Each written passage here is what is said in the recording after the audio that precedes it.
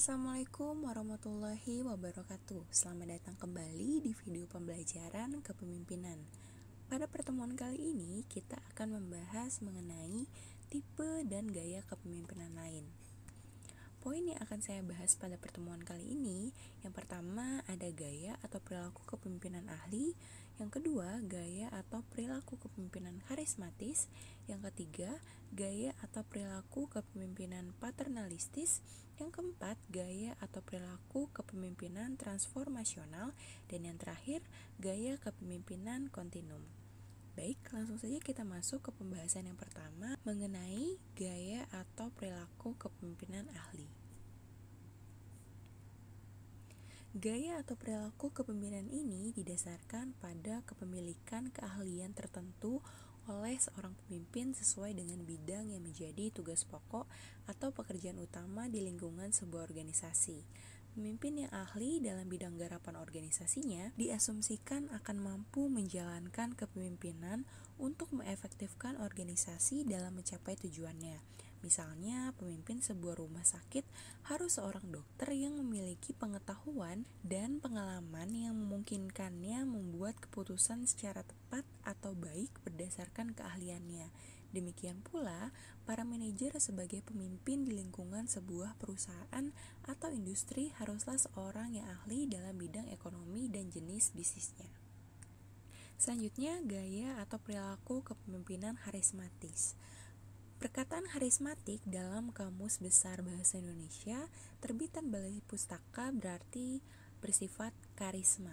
Sedangkan karisma adalah keadaan atau bakat yang dihubungkan dengan kemampuan luar biasa dalam hal kepemimpinan seseorang untuk membangkitkan pemujaan dan rasa kagum dari masyarakat terhadap dirinya. Selanjutnya ditambahkan pula bahwa karismatik adalah atribut kepemimpinan yang didasarkan atas kualitas kepribadian individu. Menurut Gary Hugh dalam Hadari Nawawi tahun 2003 halaman 162 mengetengahkan indikator kepemimpinan karismatik sebagai berikut. Yang pertama, pengikut-pengikutnya meyakini kebenarannya dalam cara memimpin. Yang kedua, pengikut-pengikutnya menerima gaya kepemimpinannya tanpa bertanya. Yang ketiga, pengikut-pengikutnya memilih kasih sayang kepada pemimpinnya.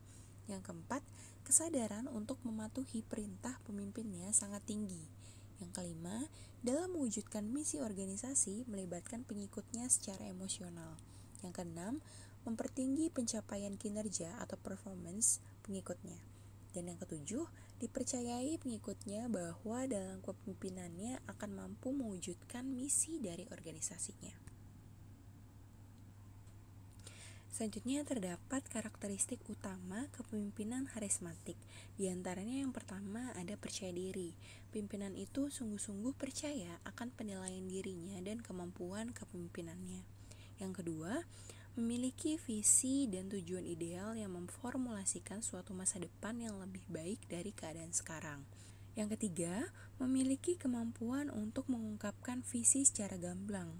Yang keempat, keyakinan yang kuat terhadap visi tersebut, komitmen yang kuat, bersedia menerima resiko, mengeluarkan biaya yang tinggi, dan melibatkan diri dalam pengorbanan. Yang kelima, perilaku yang luar aturan atau memunculkan perilaku baru, tidak konvensional, sering melawan norma-norma atau aturan, dikagumi dan sering membuat kejutan keadaan.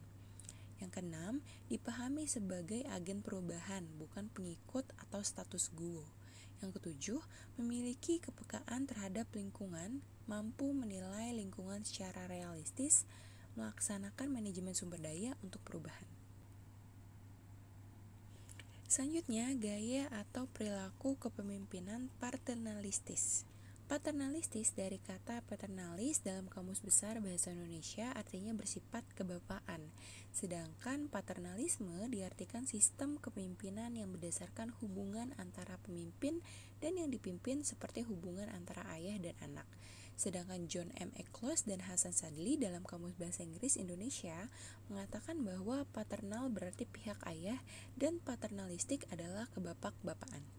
Sejalan dengan arti tersebut, maka kepemimpinan paternalistik adalah pemimpin yang perannya diwarnai oleh sikap kebapak-bapaan dalam arti bersifat melindungi, mengayomi, dan menolong anggota organisasi yang dipimpinnya.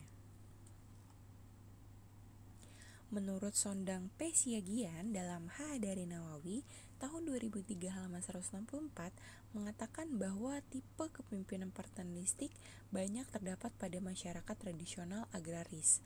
Popularitas pemimpin paternalistik disebabkan yang pertama, kuatnya ikatan primordial. Yang kedua, extended family system.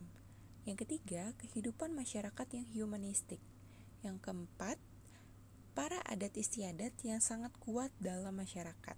Dan yang kelima, hubungan pribadi dan rasa hormat yang tinggi pada orang tua. Selanjutnya, gaya atau perilaku kepemimpinan transformasional. Pendekatan kepemimpinan lain pada dasarnya menuntut anggota organisasi atau bawahannya untuk mengikuti arahan yang diberikan pemimpin. Sedangkan kepemimpinan transformasional lebih menekankan pada kegiatan pemberdayaan atau empowerment melalui peningkatan konsep diri, bawahan atau anggota organisasi yang positif. Menurut H. dari Nawawi tahun 2003 halaman 166, ciri-ciri kepemimpinan transformasional diantaranya yang pertama, kepemimpinan ini cenderung karismatik melalui perumusan visi dan misinya secara jelas, menanamkan kebanggaan pada organisasi dan pemimpin, memperoleh penghargaan, dukungan dan kepercayaan dari bawahan atau anggota organisasi atau rekan kerja. Yang kedua, kepemimpinan ini mengutamakan inspirasi yang mencakup mengkomunikasikan harapan yang tinggi, menggunakan lambang-lambang atau slogan-slogan untuk memfokuskan usaha mengungkapkan sesuatu yang penting secara sederhana. Yang ketiga, kepemimpinan ini memiliki kemampuan memberikan rangsangan intelektual, menggalakkan penggunaan kecerdasan, membangun organisasi belajar atau learning organization, mengutamakan rasionalitas dan melakukan pemecahan masalah secara teliti. Yang keempat, kepemimpinan ini memberikan pertimbangan yang diindividukan, memberi perhatian secara pribadi, memperlakukan anggota organisasi atau bawahan secara individual, dan menyelenggarakan pelatihan dan menasehati. Selanjutnya, gaya kepemimpinan kontinum. Gaya kepemimpinan ini termasuk klasik dan yang pertama kali memperkenalkan ialah Robert Tanenbaum dan Warren Smith. Kedua ahli ini menggambarkan gagasannya dalam dua bidang yang ekstrim. Pertama, bidang pengaruh pimpinan, dan yang kedua, bidang pengaruh kebebasan bawahan. Pada bidang pertama, pemimpin menggunakan otoritasnya dalam gaya kepemimpinannya, sedangkan pada bidang kedua, pemimpin menunjukkan gaya yang demokratis. Kedua bidang pengaruh ini dipengaruhi dalam hubungannya kalau bila pemimpin melakukan aktivitas pembuatan keputusan. Terdapat 7 model gaya pembuatan keputusan yang dilakukan pemimpin menurut Robert Tanenbaum dan Warren Smith dalam Miftah Toha tahun 1999 halaman 52. Yang pertama, pemimpin membuat keputusan dan kemudian mengumumkan kepada bawahannya. Gaya ini terlihat bahwa otoritas yang dipergunakan atasan terlalu banyak, sedangkan daerah kebebasan bawahan sempit sekali. Yang kedua, pemimpin menjual keputusan. Dalam hal ini, pemimpin masih terlihat banyak menggunakan otoritas yang ada padanya, sehingga persis dengan gaya yang pertama. Bawahan di sini belum banyak terlibat dalam pembuatan keputusan.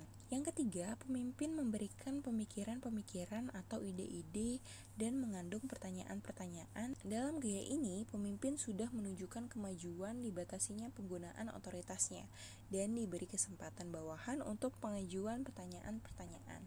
Bawahan sudah sedikit terlibat dalam rangka pembuatan keputusan.